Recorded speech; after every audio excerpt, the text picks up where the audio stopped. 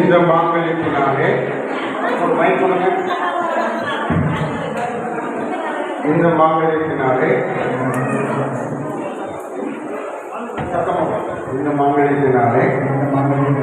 Moses ஆகிய நான் உம்மை விவாகம் செய்து சரீரத்தினாலே உன்னை மேன்மைப்படுத்தி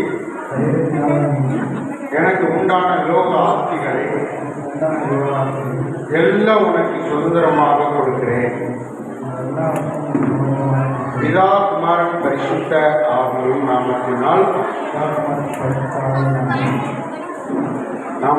ஆமென். ஆமென். ரெண்டு பேரும் மோசம் பண்ணிங்க உங்களுக்கு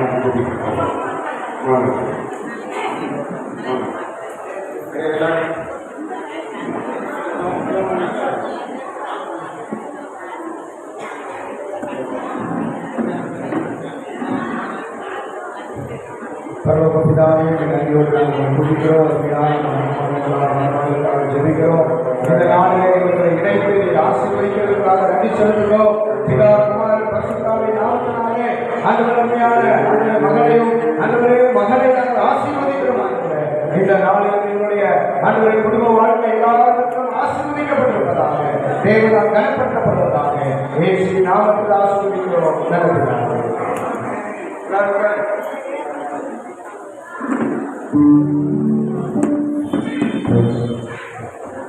பிரியமானவர்களே, நன்றாய் கவனிங்க.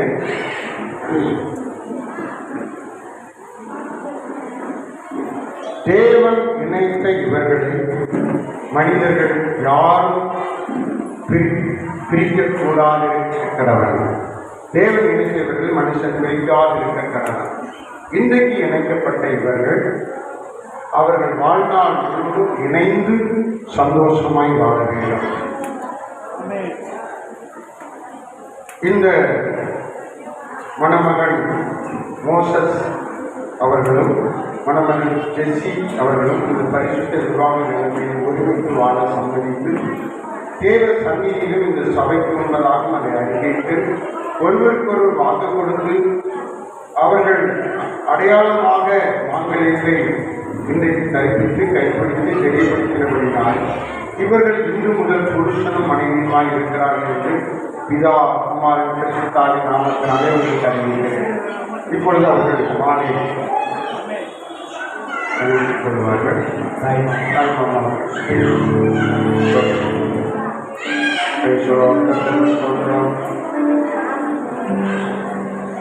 அதாவது ஒரு மாதம் எல்லாரும் கரங்களை கட்டி முதலாவதாக மணமகன் மாலையை இருந்தால் கர்த்தருக்கு ஸ்தோத்திரம்.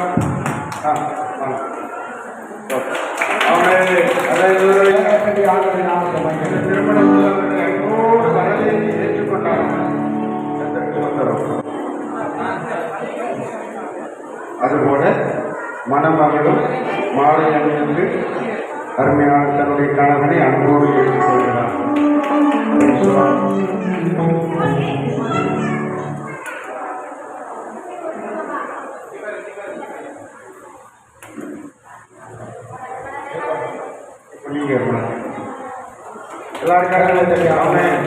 மகிழ்ச்சியோடு இப்பொழுது அருமையான மணமகனை அன்போடு ஏற்றுக்கொண்டார்கள். கத்தரிக்கை மகிமை. இப்போ உட்காருங்க. கத்தரிக்கை சுத்தரும்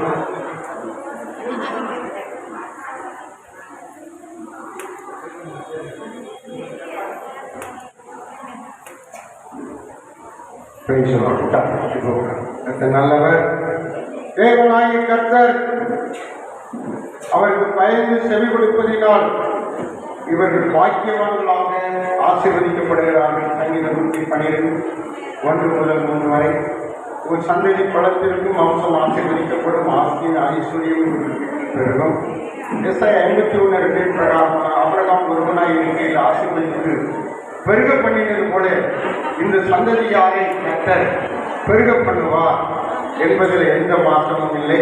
ஆகியாம் 22:12 பிரகாரமாக ஆசீர்வதிக்கவே ஆசீர்வதித்து உன் சந்ததி வாழ்த்து நட்சத்திரங்கள் போல பெருகவே பெருகப்படுவேன் என்று இந்த ஊழியக்காரர்கள் மூலமாக பரிசுத்தவான்கள் மூலமாக ஆண்டவர் ஆசீர்வதித்து இந்த நாட்களிலே ஆண்டவர் கட்டளையிடுகிறார்.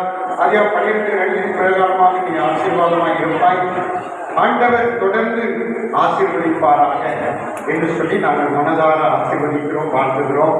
கர்த்தர் உங்களோடு கூட இருப்பாராக. பிரியமானவர்களை, இவர்களுக்கு ஒரு நல்ல ஆலோசனை கொடுக்கும்படியாக நம்முடைய மத்தியிலே வந்திருக்கிற ஸ்தோத்திரம் சென்னையிலிருந்து வந்திருக்கிறதான நம்முடைய அருமையான ஸ்தோத்திரம் அலெக்சாண்டர் ஐயா அவர்கள் சில ஆலோசனைகளை தருவார்கள். எல்லா டைட்டிலையும் கட்டி அவர்களுடைய கொடுப்போம்.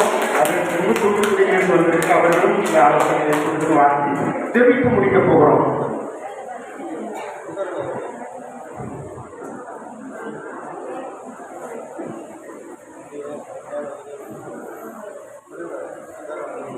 பேரத்தில் வந்த பிரதமர் பேராயர் எஸ் ராசையா ஐயா அவர்களை வாழ்த்துவதிலே மகிழ்ச்சி. அருமையான அவர்களுடைய அந்த ஐயாவுடைய பிஷப் ஐயாவுடைய மனைவியும் வந்திருக்கிறார். அவர்களுக்கு நான் நன்றி தெரிவித்துள்ளேன். மேலும் கன்னியாகுமரி குமரி மாவட்டத்தில் பேராயராக இருக்கிற பேராயர் அலெக்சாண்டர் ஐயா அவர்களுக்கு நான் நன்றி தெரிவித்துள்ளேன். மேலும் 2 பிரதான பேராயர்கள் இருக்கிறார். அவர்கள் பெயர் ஜெயராஜ் ஐயா அவர்களுக்கு நான் நன்றி தெரிவித்துள்ளேன். டேவிட் பாண்டி மன்னன் போல் அவர்கள் மகிழ்ச்சியோடு இருப்பது ரொம்ப சந்தோஷமாக இருக்கிறது. மீண்டும் நன்றி தெரிவித்துள்ளோம். மற்றும் நண்பர்கள், உறவினர்கள், பெண் வீட்டார்கள், மாப்பிள்ளை சார்ந்தவர்கள், நண்பர்கள் எல்லா முகங்களிலும் அன்பை பார்க்க முடிகிறது. First John chapter 4 verse 8 says, our God is love, does not love, does not know. நம்முடைய தேவன் அன்பாகவே இருக்கிறார். உங்கள் அன்பை பார்க்கும்போது நாங்கள் மகிழ்ச்சி அடைகிறோம்.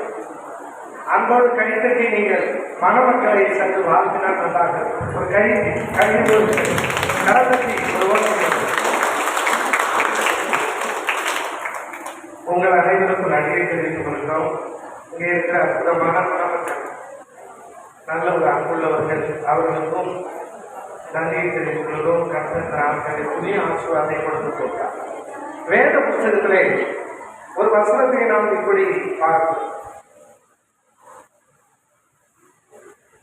நீதிமொழிகள் 12ஆம் அதிகாரம் 4ஆம் வசனத்தை இப்படி நாம் பார்க்கிறோம்.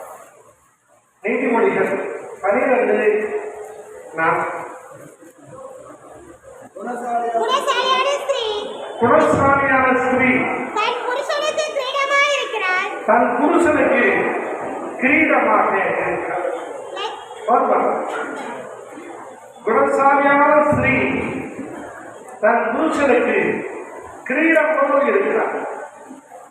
நல்ல ஒரு குணமுள்ள ஒரு பெண், பிரியமான பிள்ளை. அதுபோல மாப்பிளையும் நல்ல கொடுத்து வைத்திருந்தார். இப்படி ஒரு கிரீடம் உள்ள ஒரு பெண் கிடைச்சிருப்பது எவ்வளவு சந்தோஷம் பார்க்கலாம். எல்லாரும் யோசிப்பாருங்க. ஒரு திருமண வீட்டுக்கு ஒவ்வொரு வீடுகளுக்கும் செல்லும் பொழுது அவர்களுடைய பழைய வாழ்க்கையை ஒவ்வொருவரும் நினைத்து பார்ப்பார்கள். இந்த ஃபங்க்ஷன்ல நாம் சிறப்பான ஒரு விஷயம், இந்த அருமையான மணமக்கள் அவர்களுடைய கர்த்தர் ஸ்தோத்திர தேவன் கிடைத்த அந்த கணவனுக்கு கிரீடம் போல் அவர்கள் காணப்படுகிறார்கள் என்று வேதம் சொல்லுகிறது. குணம் மிக முக்கியமான ஒன்றாக இருக்கிறது. நீதிமொழிகள் 31:10 வாசிக்கும். நீதிமொழிகள் 31:10. குணசாலியான ஸ்திரீயை கண்டுபிடிப்பவன் யார்? குணசாலியான ஸ்திரீயை கண்டுபிடிப்பவன் யார்? குணசாலியான ஸ்திரீயை கண்டுபிடிப்பவன் யார்? Who can find the wise guy? Who can find the wise guy? Wise is very important. Beauty, money, important but very very important lives இந்த குணமுள்ள அற்புதமான ஸ்ரீமானத்தை மரமக்களை வாழ்த்துவதை முயற்சி செய்கிறேன். ஒரு 2 நிமிஷம் பிரியமானவர்களே, ஒரு மாப்பிள்ளை ஒரு பெண்ணை மிகவும் விரும்பினான். அப்பா அம்மாக்களை போய் சொன்னான், எப்பா நான் கட்டினா அந்த பொண்ணை தான் கட்டுவாப்பா என்று சொன்னான். உடனே பெண்ணும் அந்த பெண்ணு அந்த கவப்பனுடைய அந்த மாப்பிள்ளையுடைய கவப்பனான தாயும் கேட்டாரு, ஏற அவளிடத்தில் என்ன சிறப்பை நீ கண்டாய் என்று கேட்டார்.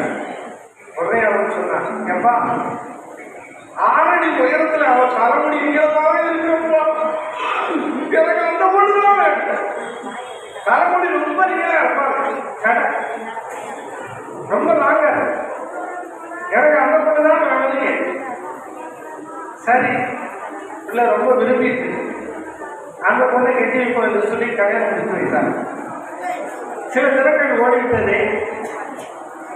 அவர்கள் 2 பேரும் பேருந்தில் ஏதொரு ஃபங்க்ஷனுக்காக புறப்பட்டு சென்றார். பேருந்திலே சில பயணிகள் மட்டும்தான் இருந்தார். சில பயணிகள் மட்டும் இருந்தார்கள். டிரைவர் அந்த வாகனத்தை வேகமாக ஓட்டி சென்றார். இந்த பெண் அந்த பேருந்திலே தன்னுடைய தலைமுடியை ரொம்ப நீளமாக இருக்கிறீங்களா தூக்கி அடுத்த சீட்லேயே போட்டுட்டார். பின்பக்கம் உள்ள சீட்லேயே போட்டு எல்லாரும் பார்க்க பின் சீட்டில் ஒரு முதியவர் உட்கார்ந்துருந்தார், வயசானவர். பேருந்து வேகமாக சென்று கொண்டிருந்தார். திடீரென்று ரோட்டை ஒரு எருமை மாடு கிராஸ் பண்ணு. உடனே டிரைவர் வேகமாக பிரேக்கை அழுத்தினார். அவ்வளவுதான். இந்த மணமக்களுக்கு பின்வரிசையிலே பின் சீட்டிலே இருந்த பெரியவருக்கு எதை குடிப்பது என்று தெரியும். கம்பி பிடிக்கவா, கயிறு போல் தொங்குது கடையை பிடிக்கவா என்று சொல்லி அவருக்கு புரியவில்லை. சரி, கையில் கிடைச்சது குடிப்போம் என்று சொல்லி குடித்த மனிதன் அந்த பெண்ணோட கடமுடியை பிடிக்கின்றார். அவ்வளவுதான். அது ஒரிஜினல் முடியல, ஒட்டு முடியாது. அது உடனே அவருடைய கையிலே வந்துவிட்டது. உடனடியாக அந்த பெரியவர் அந்த மாப்பிளையை தங்கி எழுப்பி, தம்பி இது உங்க மனைவி கொடுத்துருங்க. அதுக்கப்புறம் தான் அந்த மாப்பிள்ளைக்கு தெரிஞ்சு இது ஒட்டு முடியாது தூப்பிடிக்கிட்டான்னு சொல்லி அவர் யோசித்தார். ஆனால் இங்கே எல்லாமே ஒரிஜினல் ஆகிடுங்க. ஆமே, அற்புதமான ஆராதனை சகலமும் ஆசீர்வாதமாக காணப்படுகிறது. வாழ்க வாழ்க என்று வாழ்ந்து விடைபெறுகிறேன். நன்றி, வணக்கம். கைத்தட்டி நன்றி செலுத்தும்.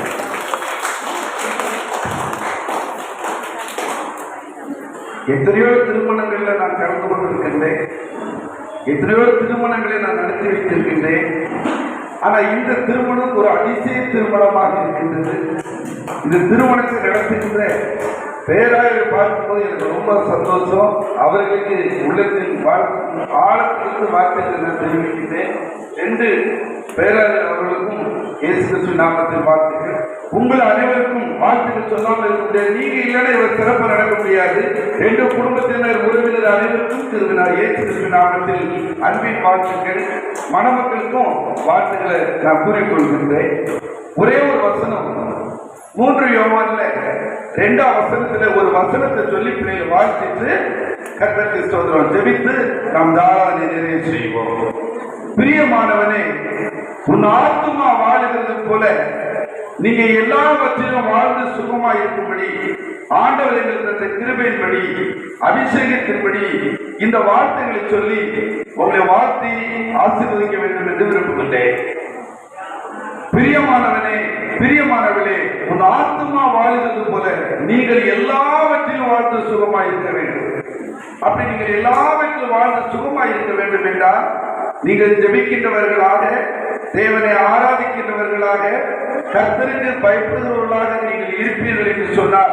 தினமும் வேதம் வாசித்து குடும்பமாக ஹஸ்பண்ட் ஒய்ஃபாக கணவர் மனைவியாக ஜெபித்து ஆராதனைகளை கலந்து கொண்டு ஊழியோடு இணைந்து தேவ சித்தம் செய்தால் உங்கள் ஆத்மா வாழுகிறது போல நீங்கள் கோடா கோடியாக வாழ்ந்து சுயித்திருக்கும்படி ஆண்டு கொடுத்த கிருபையின்படி பிதா குமாரன் பரிசுத்தாவின் நாமத்தினாலே அன்பு மணமகளையும் வாழ்க வாழ்க வாழ்க என்று வாழ்த்தி ஆசீர்வதிக்கின்றேன். ஆசீர்வதியும் ஜெபங்களும் ஜீவனுள்ள பரிசுத்தமுள்ள நல்ல பிதாவே, ஆமென் ஆமென். ஒரு பாடலை பாடி நான் வாழ்த்த முறை நீங்க எல்லாம் கை தட்டணும், சரிங்களா?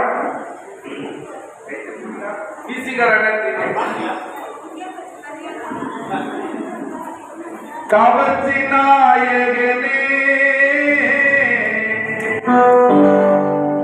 கண்களில் நிறைந்தவரே, கரம் பிடித்தவரே, கைவிட கண்மலையே, கவர்ச்சி நாயகரே, கண்களில் நிறைந்தவரே, கரம் பிடித்தவரே, கைவிட கண்மலையே, உமக்கு ஸ்தோத்திரம், உமக்கு ஸ்தோத்திரம், உயிருள்ள நாளெல்லாம் உமக்கு ஸ்தோத்திரம், உமக்கு ஸ்தோத்திரம், உமக்கு ஸ்தோத்திரம், உயிருள்ள நாளெல்லாம் உமக்கு ஸ்தோத்திரம். ஒரு போலீஸ் அதிகாரிக்கு திருமணத்தில் நானும் என்னுடைய சகோதரர் சுவிசேஷம் திரவரன் பாஸ்டர் சுவிசேஷம் பாஸ்டர் ரெண்டு பேரும் இந்த திருமணத்தை நடத்தும் போது தம்பி ஜோபி சொன்னாங்க, நீங்க பல்லாண்டு வாழ்க வாழ்க வாழ்க என்று வாழ்த்தி ஆசீர்வதிச்சுட்டு ஆண்டவர் உங்களுக்கு ஆண் குழந்தையும் தந்து உங்களை பல்லாண்டு வாழ்க என்று வாழ்த்தி ஆசீர்வதிச்சுட்டாங்க. கடைசி என்ன நடந்தது தெரியுமா? ஒரு பெரிய அதிசயம் அங்க நடந்தது. என்ன அப்படின்னா, ஒரு ஆண் குழந்தையும் முதல் ஆண்டு கொடுத்து எங்களை ரெண்டு பேரும் சிறப்பு ஒரு விருந்து அது செலுத்தி கர்த்தராலே அந்த வீடு குடும்பம் இன்றைக்கு ஆசீர்வதிக்கப்பட்டிருக்கின்றது. அதே போல நீங்கள் எல்லாவற்றிலும் வாழ்ந்து சுகமாயிருக்கும்படி மறுபடியும் வாழ்க வாழ்க என்று வாழ்த்தி விடைபெறுகின்றேன். கர்த்தருடைய ஆசீர்வதிப்பார். God bless you. Hallelujah. கர்த்தருக்கு ஸ்தோத்திரம். இத்துடன் நம்முடைய திருமண நிகழ்வு முடிவடைகிறது. அவர்கள் இப்போது சைன் பண்ணுவாங்க. அந்த நேரத்தில் எல்லாரும் நீங்கள் பொறுமையாக சைன் பண்ணி முடித்த பிறகு நீங்கள் போகலாம்னு சொல்லும்போது அது பிறகு போங்க. அது வரைக்கும் நாம் அவர்களை ஆசீர்வதிக்க போகிறோம். இவர்கள் வாழ்ந்திருக்கவும் செலுத்திருக்கவும் மேன்மை அடையவும் எல்லாரும் குறிப்பிட்டு இவர்களை ஆசீர்வதிக்க வேண்டும். ஸ்தோத்திரம். இந்த நேரத்தில் அவர்களை நாம் வாழ்த்தி ஆசீர்வதிக்க இருக்கிறோம். எல்லாரும் இருக்கோம். கர்த்தருக்கு ஸ்தோத்திரம், கர்த்தருக்கு ஸ்தோத்திரம். கர்த்தர் இவர்களை ஆசீர்வதிப்பாராக. எல்லாரும் சேர்த்து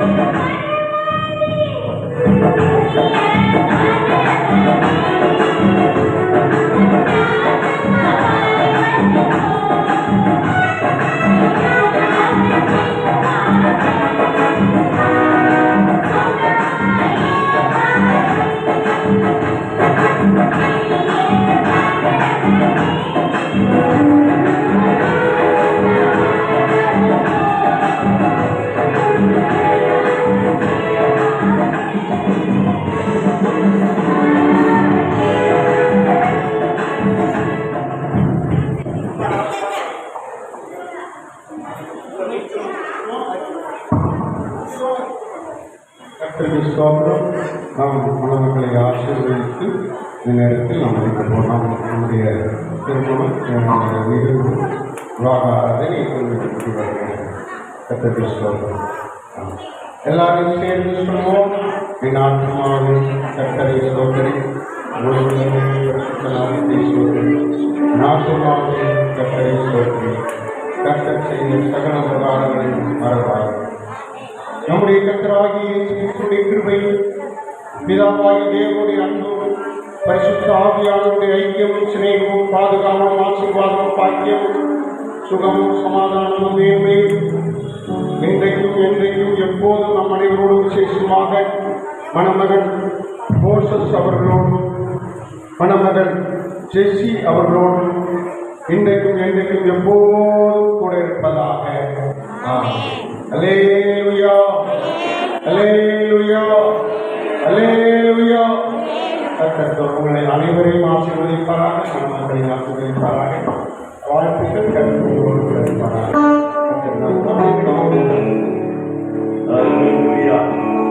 இதுவரை செய்த செயல்களுக்காக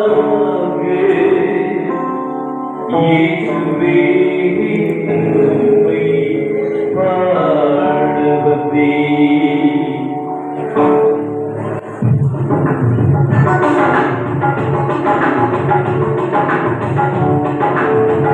இதுவரை செய்த செயல்களுக்காக இயேசுவே உம்மை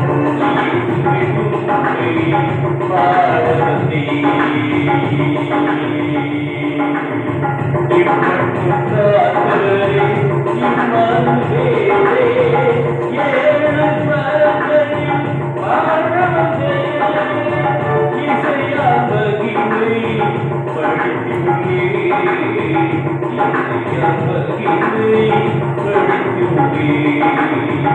இதுவரை செய்த செயல்களுக்காக இயேசுவே உம்மை பாடுவதே.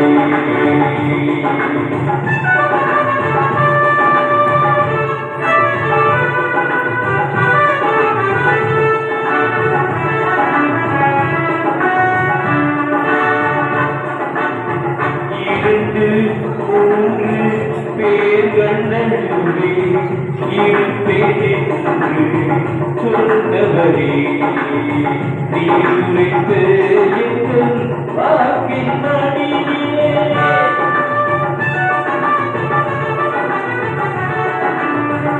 எனக்கொரு வரவே வந்திடுவே. இயேசுவை நான் பாடும் கல்யாணி, இதுவரை செய்த செயல்களுக்காக இயேசுவை உம்மை பாடுவதே. இம்மட்டும் காத்தவரை இம்மானுவேலே, ஏழு சதங்கள் மாறவதே. இசையால் வகிமை படித்துள்ளே, இசையால் வகிமை படித்துள்ளே. இதுவரை செய்த செயல்களுக்காக இயேசுவே உம்மை பாடுவதே. இம்மட்டும் காத்தவரே இம்மானுவேலே, ஏழு கரங்கள் பாடுவதே. இசையால் வகிமை படித்துள்ளே, இசையால் வகிமை படித்துள்ளே. கல்யாண